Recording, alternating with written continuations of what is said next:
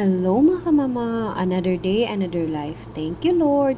So for today's mini vlog mga kamama, naabot na di ay ang parcel sa akong sisterettes, si Antie Invic mini vlog.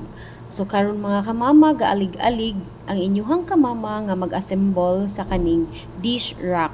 Dish rack ni siya mga kamama nga katubitang imo siya i-position above the sink bitaw para space saver kaayo mga kamama. So ga-order siya ani mga kamama kay gusto siguro niya nga ma-organize ang amo ang kitchen dito sa back part sa amo ang house.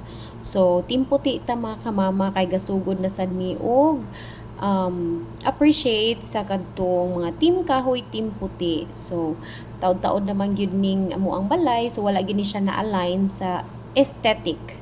Kay syempre dili raman sad kami ang nagpuyo diri nga batan-on. Naaman akong mama nga mupalit anytime nga mga gamit kung gusto ko niya dili man mi kabuot kung unsay iyang mga gusto na part ba siya sa aesthetic or dili. So mao to mga kamama, galibog ang inyong kamama, nagpataka lang og assemble, gatabang-tabang sad ang ako ang BBGG og tunol, pero sa tinud-anay lang mga kamama, baskin gaalig-alig ko og assemble ani, nauwaw na lang gyud ko sa akong sisterettes kay nagsige na lang gyud na siya katawa kay dili ko kamao. So ni back out na gyud ko mga kamama. So mao to siya na ang nipulin ako og assemble. So ni walk out inyohang kamama kay nagkatawa na gyud siya na ko ako sad sa ako ang side kay dili kay ko kasabot sa manual, week kay ko ana mga kamama. So ako alang gyud mga kamama is that kanang patrabaho na lang ko sa balay, dili kay ko focus aning maingon ani nga kanang trabaho. So mo to mga kamama, timpla-timpla sad kunuhay ko og tea kay para while watching niya nga nag-assemble gatiti inyong kamama. So hilason ta diri nga part no mga kamama, ang nag-order pa ang ning assemble, ang nag-order og ang bag-o nga naabot.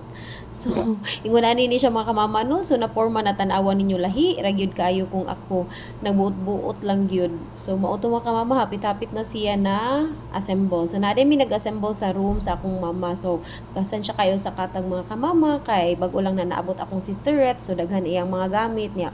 Wala man na mo na arrange dayon kay iyang room wala man niya gi-occupy kay it's because walay kuan dito mga kamama aircon, so very hot kaayo dito kay bantang sa init. So summertime ni siya mga kamama, late upload lang niyang video, very hot kayo. So diri lang mi kay na-AC akong mama and naasad TV para sa mga bata nga malingaw. So ari ra gyud mi magtambay mga kamama no kung maabot ni ako ang sister kay naaman diri ang room sa kumama, diri man siya mo tipon og higda, dili na siya mo abot dito sa iyang room kay wala naman lang na mo siya gipabay og AC kay it's because mo vacay siya diri sa amoa og 1 month. So very sayang kayo ang aircon, madaot niya sa sige gabantang sa init unya wala kaayoy gamit. So mao to mga kamama, bahalag magsinardinas mi diri nga lugar sa kwarto sa kumama, at least bibo man sa mga kamama kung na akong sisterettes. So mao to mga kamama, daghan kay kong istorya, daghang chika. Hapit na gid nahuman ang akong sisterettes og assemble si Katita Invic mini vlog.